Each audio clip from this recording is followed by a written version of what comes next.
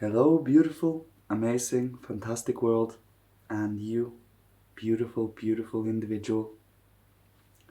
Today, I would like to speak a little about spiritual or psychic softness. When we are thinking about psychic abilities and, well, the faculties of the mind and our thinking and our direction of imagination and so on, it is extremely important to balance it out with love, softness, gentleness, motherly feelings of, a certain form of protection over one's own inner being. When you are, of course, cultivating and strengthening and unfolding your thinking faculties, your thinking abilities, your pure thinking. When we use our thinking and sit here completely still and choose a direction, an area of life, a topic, a concept, any kind of a feeling, any kind of areas you truly in freedom wish to observe with your thoughts, you can do so. It is all about sitting still, practicing meditation to gain a certain discipline over our own inner being, so that it doesn't become led astray, more or less. You are your own center, so you are staying strong as a mountain within your own being, like mineral in a sense. At the same time, you are full of life in the etheric at the same time, like a plant, and you have movement and, well, passions like an animal. But then you have the ego that separates us from any being on this planet that is physical and of the other three kingdoms, the human kingdom. We are very, very indeed unique on this planet. And to explore it and to be able to master what we do have at this day and age, present time, what we, well, have been taught and how we have grown up and what kind of faculties we have now in relation to earlier times. Today we have a much sharper, precise, concrete and materialistic way of seeing things. You see a very sharp outline on outer physical sense perceptible objects. In earlier times, that physical sharpness was more in the background, and the feeling and the inner sensation of the object was more highlighted. We have become more physical in our senses than we were before. And we are again to spiritualize our senses and our thinking and our feeling and our will, so that we can truly spiritualize this planet, so we can move on to the next spiritual developmental stage, which is the Jupiter stage, where we become more spiritualized and are not as dense as this. When we are exploring these inner worlds, it is important to stay strong in morality and, well, love for the work and gratitude, and for humanity, every individual, every culture, and every periods of times, and anything that has occurred, because everything has its purpose and its place, so we can build certain strengths over many lifetimes. And the more we tap into and remind ourselves that we have many lifetimes, and truly try to feel into that, so that we truly mature deeper than we would in only one lifetime alone, because we have many, many lifetimes and, well, experiences to tap into and to take from. It is a certain feeling, a sensation to it, where you mature your soul. A person that has matured doesn't even need to speak. You see it on his, well, conduct alone. His way of walking, his way of speaking, his confidence in his own inner self, and so on. That is certain gifts that is given through practice and longing to get closer to the divine. And everyone has the opportunity to cultivate this.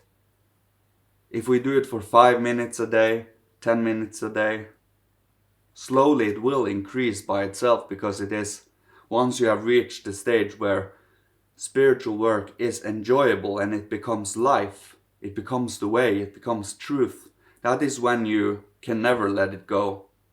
It is part of you, it has become part of your view of you viewing the life. You have unfolded certain tools within your inner being that allows you to perceive in a different, more imaginative and rich way in life.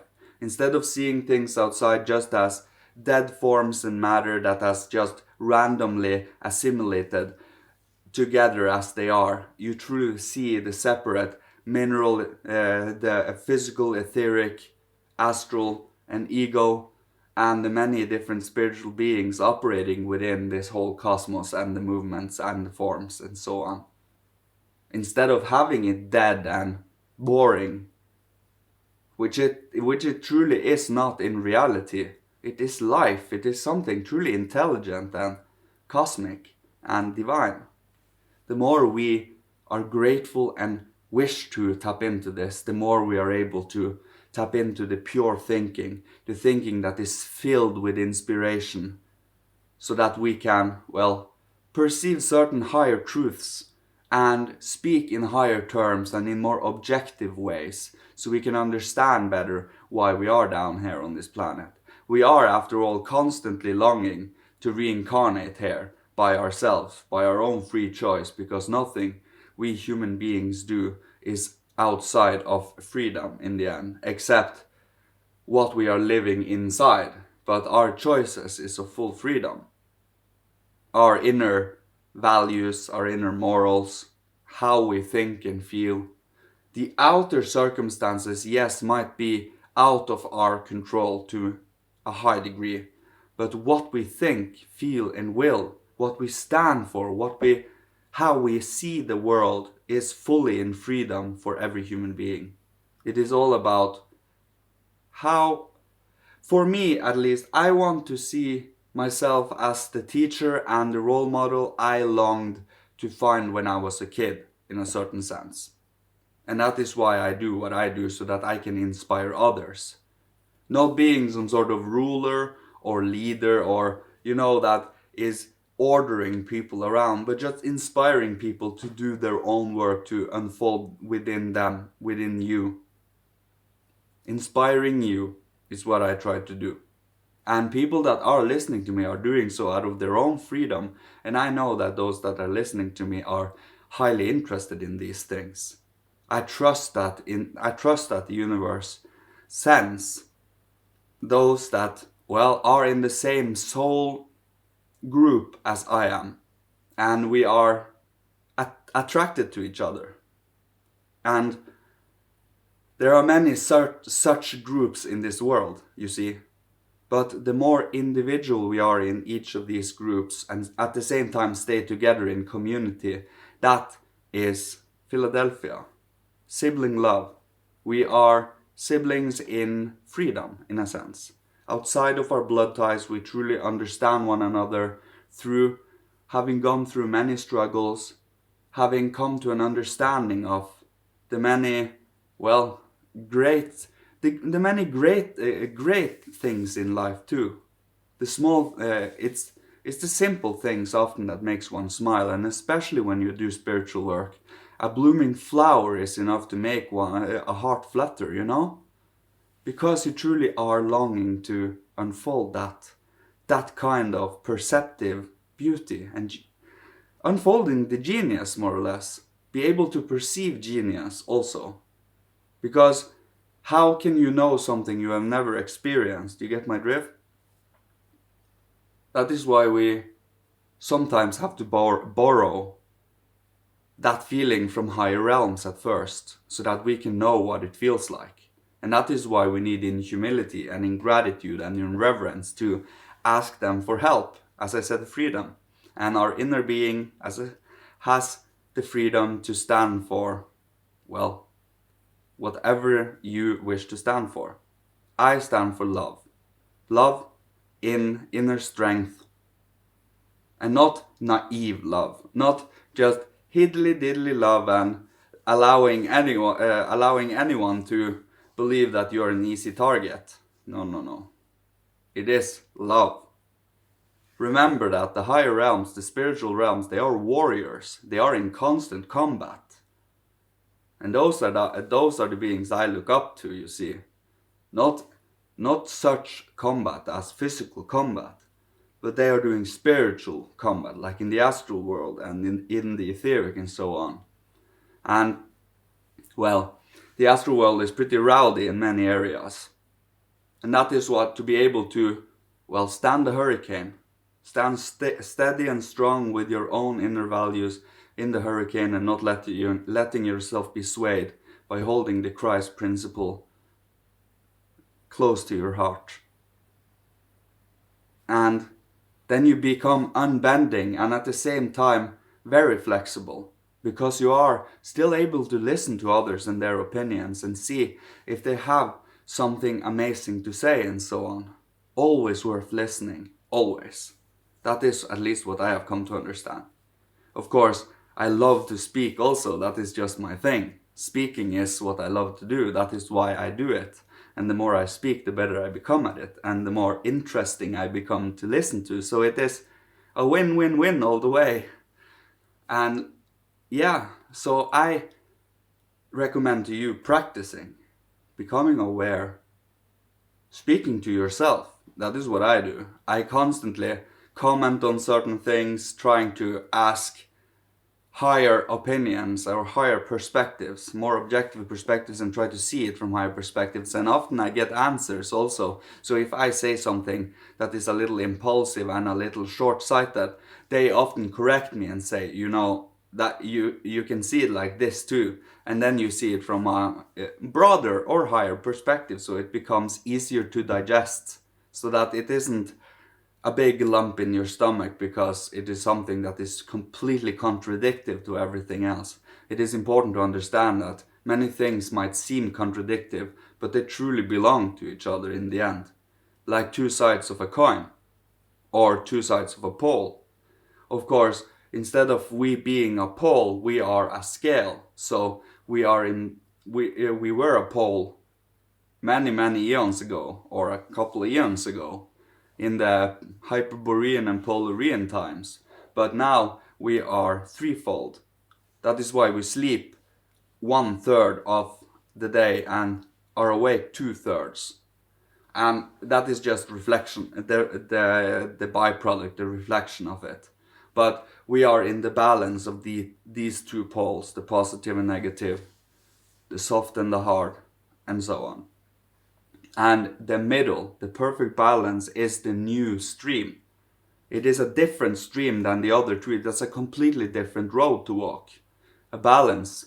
And imagine you are standing on a precipice, and on both sides of this precipice is two abysses, and you are standing in the middle and constantly holding steady on a narrow path. And those two abysses is hard and soft, or frivolity and philistinism, or it is hard to explain it, but they are still very distinct beings. I just describe them in different terms here. Lucifer and Ahriman. Ahriman that sucks out all fun life and, well, spirituality out of everything perceived, and Lucifer that just want to dissolve, more or less, that more or less just want to be here. You often experience it when someone falls into a panic state. Let's say